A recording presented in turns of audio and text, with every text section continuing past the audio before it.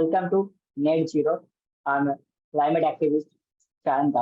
How can leaders in the energy sector transition to renewable energies while ensuring strategic growth and environmental stewardship? Joining us today on Net Zero is Gwénaëlle Avice-Huet, Chief Strategy and Sustainability Officer, Schneider Electric, who will share her insights and experiences in navigating this critical landscape. With a remarkable career spanning scientific research and leadership roles in the energy sector.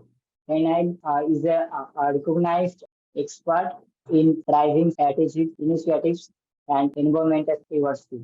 Welcome, Gwénaëlle. Thank you, Sayan. Very happy to be here. Yeah. This is my first question to you.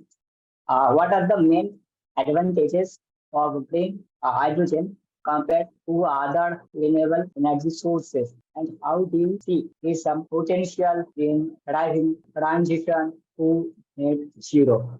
Basically, we are talking a lot about hydrogen worldwide on many different countries. And I would say it's really an optimal solution where direct electrification is more difficult or more expensive to achieve. So for example, when we want to decarbonize certain industries with high emissions, hydrogen can be a good option when it's used as a feedstock.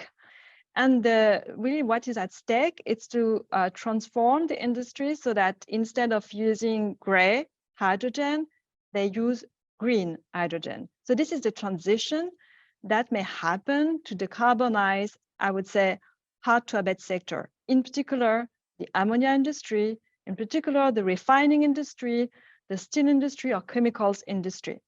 The other component is that it can be used as energy storage, in particular for intermittent renewable energy. When you have a lot of wind, a lot of solar, it doesn't shine all the day, it doesn't have wind all the day.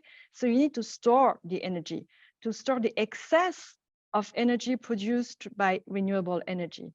And in that case, we can produce green hydrogen based on renewable energy and store it. Okay, thank you, Ken. This is awesome. So my next question. What are the challenges and opportunities associated with scaling up green hydrogen production and distribution? And how can organizations like Schneider Electric contribute to overcoming these challenges? The first thing that they need is to have renewable energy, because this is the basic requirement in order to produce green hydrogen. The second request is to reduce cost. Gray hydrogen today is 1.5. In terms of cost, whereas green hydrogen can be 5 to 7. So just comparing the raw figures, 1.5, 5 to 7.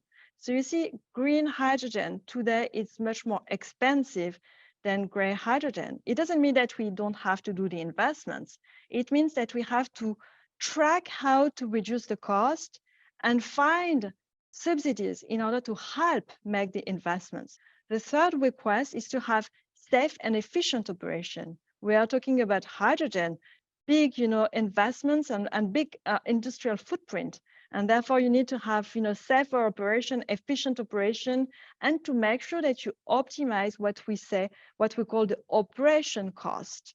How is the concept of a hydrogen economy evolving? And what potential implications does it have for various sectors such as transportation and industry? How can businesses and governments work together, to achieve the adoption of hydrogen as a clean energy solution? So that's why we are seeing some, packages, support schemes that is helping to develop or to accelerate the investments into green hydrogen. For example, in what we call the Repower European, it's a package, a legislation package. They want to invest, they want to encourage the investments into green hydrogen. So in that case, they focus on electrolyzers capacities that could be reached by 2030, and they have a target, 120 gigawatts. So they think big, they think ahead of the curve. But at the same time, in the United States, for example, there is this Inflation Reduction Act that will favor, again, the development of hydrogen with some tax incentives in that favor.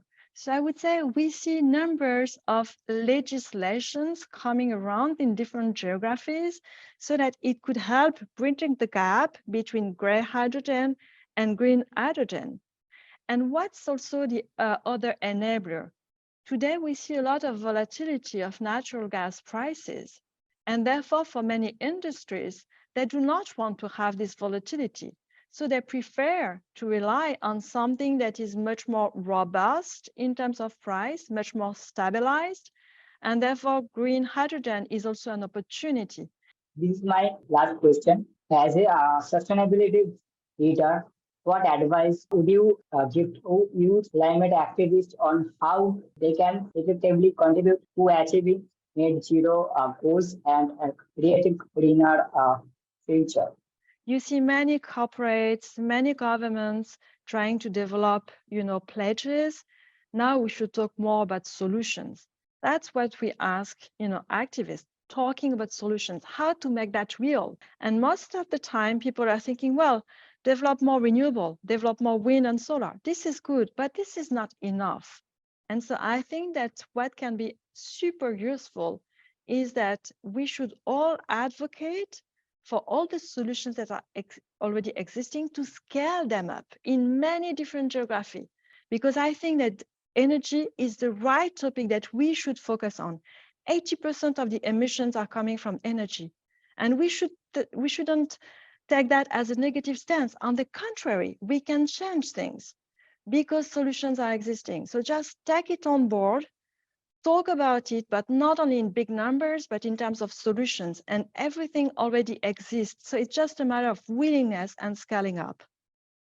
Thank you very much, Gwen, for sharing your time and perspectives today. This is Sayan Das. I add my voice to the voices of my Net Zero International youth peers who monitor the action of our world's leaders who achieve their net zero commitments. Together, we can achieve net zero.